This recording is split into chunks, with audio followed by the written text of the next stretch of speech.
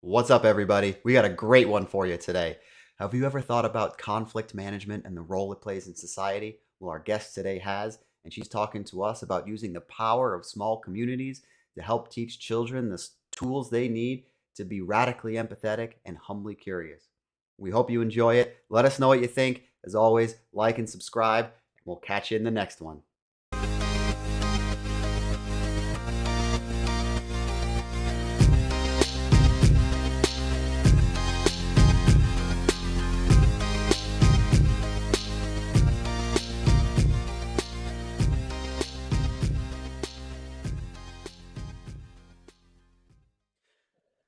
Welcome back, everybody. We are joined today by Laura Kriegel. She is the founder and director of Camp Stomping Ground. That's an overnight camp in New York whose mission is to partner with young people to inspire the next generation of radically empathetic decision makers. Laura, welcome. We're so excited to have you. Thanks, Jason. Thanks, Anthony. I'm feeling really lucky to be here with you guys. And Anthony, you invited Laura to join us because you have personal experience with the camp and know kind of the good that it does. So thank you for inviting, and Laura, thank you for being here. Yeah, I wanted to just say quickly, I met Laura just, she opened up her camp for, a community event, and I didn't know what I was getting into, just kind of showed up one day, felt super welcome. The place was spectacular, and we got to have a lot of fun. So I thought it would be really cool for you, Laura, to come on and tell us your story and let people know what you're up to. Great. So if you want to start out and tell us a little bit about yourself and your background that kind of led you to where you are today. Okay, cool. Um, Thank you for that, Jason. It's so fun to get people out to camp and then have them have that connection or like a emotional reaction to what we're doing here that like makes everything feel worth it for me. So I'm glad that that was the impact that I had. My why I'm here right now, why I'm here today. It starts with me going to art school. I went to SUNY Purchase for painting and drawing, and loved the experience, but didn't really understand like how it applied to the rest of the world or my life at all. But I think looking back, I think that that was a interesting way to start to think about problems was through the visual lens. But during the 4 years of college, I worked at a summer camp in upstate New York and fell in love with the like community that is built every summer in this little like microcosm all over the country. There are these little communities that pop up that are spaces that are like kind of outside of school, outside of home, outside of your neighborhood. They're like these little third places that um, uh, partner with kids or work with kids to create like what they want out of their summer experience. So I did that throughout college at a Catholic summer camp in upstate New York, and loved it. But at the end of it, I was never going to be on the leadership position. All those positions were filled. And my partner and I at the time thought, well, what are we going to do? Like, we've just graduated. Where do we want to go? And so we packed up my Honda Civic at the time and we traveled across the country looking for the next summer camp we wanted to work at. And I will tell you now that this was a very thought out, planned research project that understood like was making a giant community assessment of summer camps across the country. But in all reality, it was just two millennials kind of like lost traveling around looking for some inspiration. But we really did find it. I think we quickly became kind of discovered as these two kids who were traveling around looking for volunteer opportunities and people to kind of share their story with us. And so we got passed around like cousins between relatives all across the country. And it was great. We visited over 250 different summer camps and like intentional communities for kids. In 47 different states. We spent about 2.5 years on the road doing that, sleeping at summer camps, volunteering at summer camps, working at summer camps along the way. And at some point, somebody said, "All right, you two, listen up. What are you doing? Like, what are you going to do with all this information once you have it?" Because there were a lot of camp directors who were excited about and kind of jealous of the idea of us being able to see all the like inner workings, the secret sauce of all of these different places. So we were sharing that at conferences and on a blog and all this stuff. But somebody was eventually like, you know, are you going to start your own? Like, what are you going to do? And I was like, absolutely not. That seems so crazy. The idea that you could like start a summer camp from scratch. We had no, we didn't come from wealth. We didn't have any like financial backing or like that seemed so far out of the realm. You need what seemed like millions of dollars to like start a program like that, like the programs we were looking at. We didn't have a property to speak of. We didn't have like a community or a base. We only had the thing that we like really cared about. And like wanted to kind of prove to the world our theory of camp and community. So it seemed very out of the possibility, but somebody eventually along the way, he still sits on our board. His name is Scott Arzella. He said, "Listen, what if you rented a camp for 1 week and tried out your idea and like see if it has legs?" And so we did that in 2015. We had 64 kids join us, and we had 23 of our best friends like volunteer as staff, and it was a nightmare. Like it was the worst possible experience you can imagine. We were like up till 4 a.m. every morning, pulling our hair out, going like, what are we doing? This is madness. It was just like um certainly like a no rules kind of feel. Like it just had none of the systems or things that like make communities thrive or work were implemented. We went into that summer thinking we're just going to trust kids and everything else is going to work. And that is still very much the impetus and the goal for Stomping Ground. But now we have like the systems around it to make that possible. So yeah, it's been, I think this coming summer will be our 10th summer operating. We now It's kind of a good story that you experienced that failure right in the beginning. It was an absolute disaster, but it didn't deter you at all. If you wanted to kind of talk a little bit about the things that you learned from that failure and how that helped you grow, Stomping Ground into what it is today.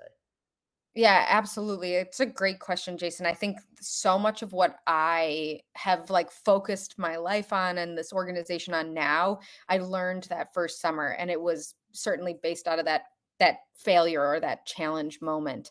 Um, we we went into that summer thinking again we want to figure out how to prove to the rest of the world that like kids are capable, that they're capable than more than adults typically think, and that they often have the solutions, like a radical imagination, the ability to radically to radically imagine the future for us in a way that we can't. And so, how do we give them an opportunity to do that?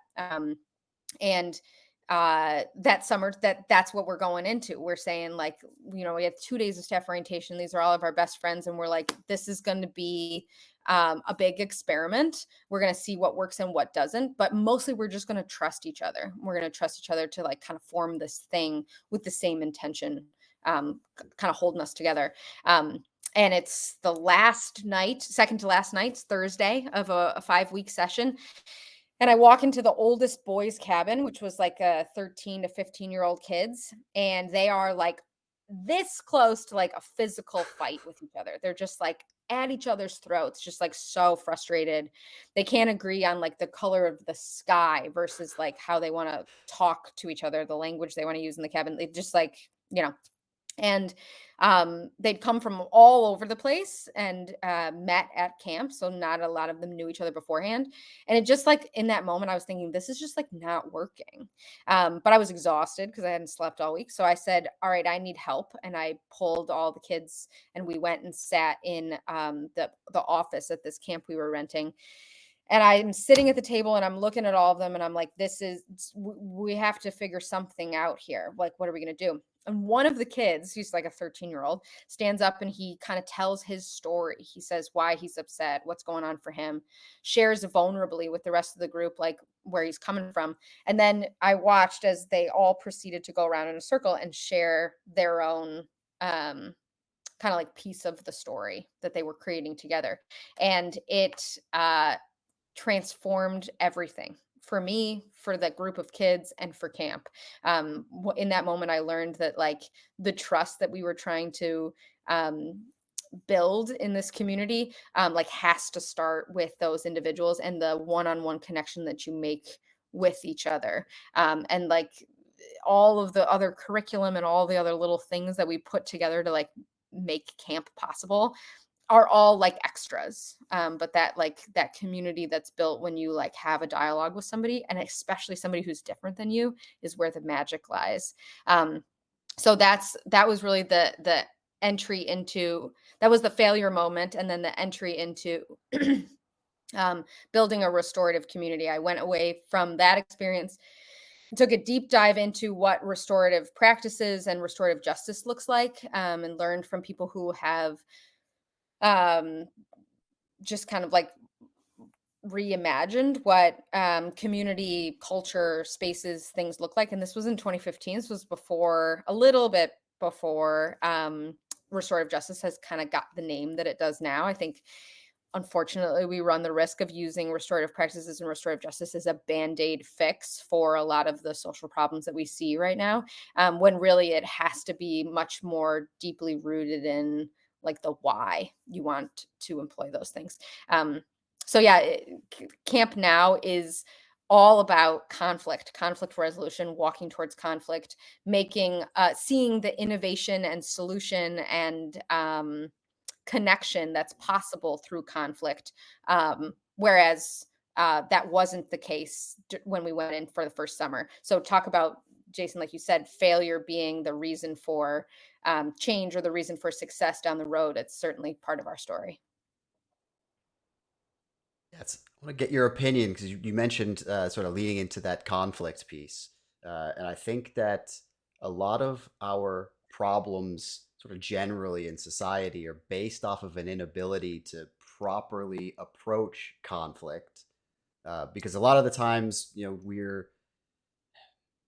we're not in communities that have differences, right? A lot Mm-hmm. of us live in sort of everyone around us is the same. And so Yeah. that doesn't lead to a lot of conflicts because beliefs are always the same, and such. So sort of how do you feel like we can embrace conflict and learn to deal with differences in a way that moves us forward as a society? Oh, incredible question. And I think, Jason, you're right. Like, so many of us grow up in these siloed communities where our neighborhood, we live with people who look like us, who come from similar backgrounds, who have similar socioeconomic levels. Uh, uh, we grow up in these little like bubbles, these little siloed communities all over the place. And a lot of summer camps mimic those siloed communities. It's just like you pick up one space and you kind of move it a few states away or a few hours away and plop back down again, and are creating the same kind of echo chamber.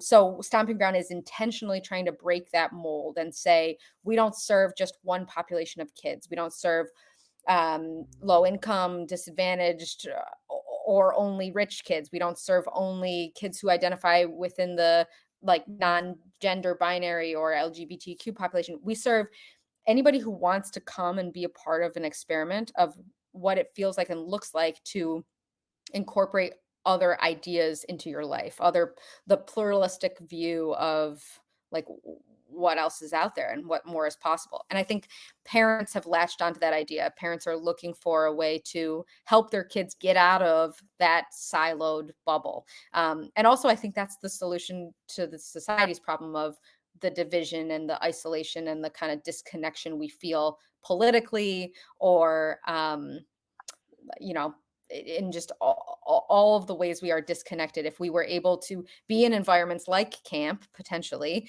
and use systems like restorative justice to take the time to trust each other and to see the world from each other's perspective, then we might be able to like bypass some of that those negative feelings towards the unknown.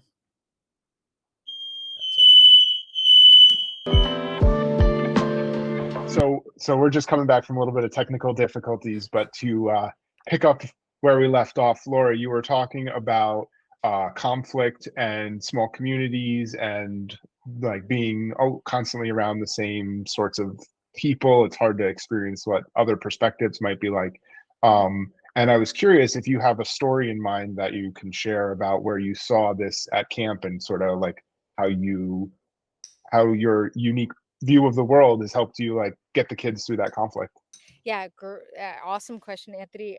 I have so many stories I'm thinking of that like kind of describe what we're talking about. I think we're talking about the value of humble curiosity, like being able to be humbly curious about another person's experience, and then the willingness to kind of step into their shoes. That's the radical empathy piece. It's like empathy, but like with action. It's not just the passive kind of like um, empathy that I think being in a space like this that like pushes you outside of your comfort zone where you're like involved with people or interacting with people that might be radically different than you, that's where it becomes challenging, where it pushes you outside your comfort zone. Um, so each summer we've got kids that come from all different kinds of spaces and staff also that come from different kinds of spaces and have different Right. worldviews or ways of interacting with kids. And I think in the last 2 years I've found the conflict between staff has been the most fascinating. We're talking about young people ages 18 to like 24 who are looking for a summer job and they want to come and like participate in like creating a world for kids to live in and reimagining the world we all live in together. And so they come in with like the gung ho idea, and then we warn them at the beginning of every summer this is going to be a lot of you work because you got to figure out kind of like how to engage with people who are going to be different than you. And it always proves to be some of the most exciting to me conflict because you've got kids who are coming from uh, different socioeconomic spaces. I think often is the biggest one, who have a different understanding of the world or a different understanding of how they want to treat each other. It's that privilege conversation. But when we're all in the same space with the same resources here, that's when it really kind of like shows itself. And we get to choose how we want to engage with each other as a result of that. Is there like a technique you would recommend for people to use so you could like apply this at in your circumstances? And In all their yeah. spaces. Yeah, I think it's funny. I just got off a phone call with the folks who run the San Diego Zoo's children's programming, and they're looking to bring restorative practices to their space. And we were talking about what is known as the 80-20 rule. So 80% of the circles that you have, and I'll tell you what a circle is in a second, that's just a conversation tool, should be about building community, should be about connecting with each other, should be about like kind of creating space to hear the other person's point of view. And then 20% should be about actually solving things that are um, emotionally charged or conflict pieces. Works in families too. I think that you can define community as anything that is a group of people kind of connected to each other and share a set of values or a set of hopes or goals or dreams. So, a family unit, for instance, you might try to use some of these restorative techniques or practices to connect with each other. You have like dinner conversations, you have routines throughout the day that kind of pull you closer together. And then when something feels like it's really heavy or frustrating for whatever reason, you can use the same structure. We as humans find the routine or the structure very comforting. um, Mhm. the habitual nature of it, to use those same techniques to then solve that conflict together, and that's basically all we're doing at camp as well. Got it. So it sounds like what you're saying here is you need to set up an environment that fosters that, and that's the 80%. And then the Yes. 20% is because you've done all that. Now Right. when there's actually a problem, like you have the opportunities to, Yes. say whatever you need to say in a safe environment. In a way that the trust is already built between you, Makes a ton of sense. Yeah. and I think that's what is missing oftentimes, like in the political spaces or in the yeah, in any of the in the grocery line when you're like you see somebody kind of like be frustrated with somebody else, we haven't built the community to be able to see each other's perspective first before we like are willing to take the risk of being in conflict with another person. The other thing I'll just share quickly because I think it's related, that I've been thinking about a lot lately, is the idea that, and this comes from a brilliant man named Dominic Barter, who is works in Rio de Janeiro and like has helped the community down there as well as other communities across the world figure out how to listen to each other in a way that is based like the wisdom of their space, their community in a restorative way. So he definitely has kind of honed in on the tool of a circle, which again is this just conversation plan that you make with your group, with your community. But he talks about how conflict is a feedback mechanism. It's like it's similar to when you plug in something into a speaker and the speaker makes the kind of funny Yeah. noise that lets you know that like that's not the right output or input or whatever.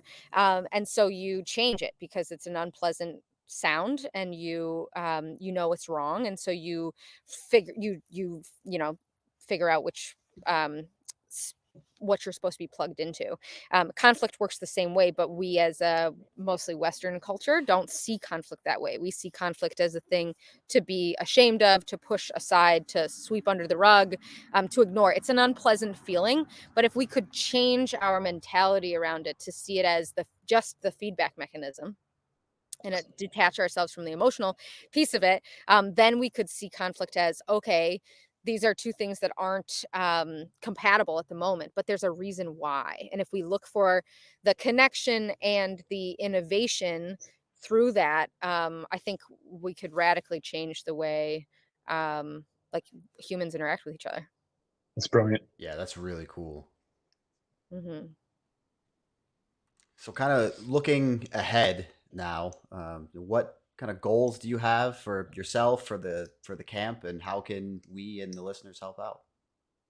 Very cool. Yeah. So we bought this crazy property in 2020. It's out in Middle Grove, New York. It used to be an old Boy Haven, or it used to be old Boy Scout site. It was called Boy Haven, and it was abandoned for about 6 to 8 years. Has had a ton of deferred maintenance, and in 2020 we purchased the property and have kind of been using it as the hub for a lot of this social change that we're looking to make.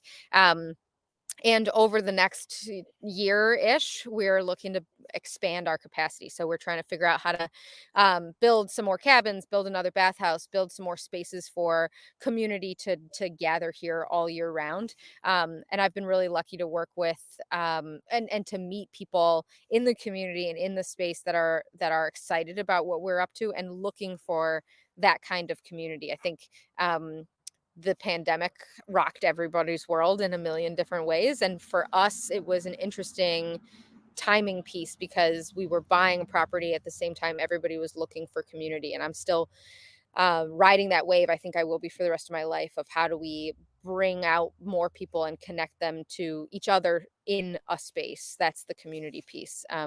So yeah, I think a way people can help us out is just by coming to visit, by coming to be a part of the space with us, to join in on some of the events and things that we're doing, and also just connecting us with other people who have the financial capacity to see some of these dreams through. I think for a small independent nonprofit, like funding is always on the table.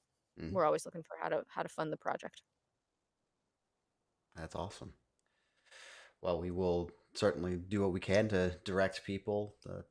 I know, Anthony, you are attending the camp and you want to continue attending the camp. I'd love to come out and see it. I don't have kids of my own, but I would absolutely love to come out and see That would what's be going fun, on Jason. there. And Yeah, we spent fall together, did some hay rides, had some great cider and chili, got to run around the grounds, and it was really fun for my 4-year-old came and like did the one of the laps around the what was it? It was like a 2 mile course basically. Yeah. Yeah, it was just it was great for kids of all ages, and I'm excited to send my older one there, and she gets to experience the culture. Yeah, We're it's excited for that really too. really love what you're doing. Great. Yeah, well, we want to thank you so much for taking the time to join us today, Laura. This has been a great conversation. I think it's been really, really awesome to learn about the way that you are trying to teach children to sort of embrace differences and kind of be curious about, uh, you know, everything that makes us as people, you know, different but great at the same time. Thanks. Yeah, it's been fun. I think there's still a lot more to learn, and the kids are going to teach us how to do it. So we'll keep you in the loop. Very cool. All right. Anything? Any parting words, Anthony? No, just keep doing what you're doing. I'm going to try and help you out any way I can. And I hope that some of the message that you shared today just like lands with families at home who are trying to figure out how they can just foster an environment where problems can stay small and it's a feedback mechanism, Right. yeah, Right. it's wonderful. All right. Thank you, Laura. Awesome. Thank you, Thank you. guys.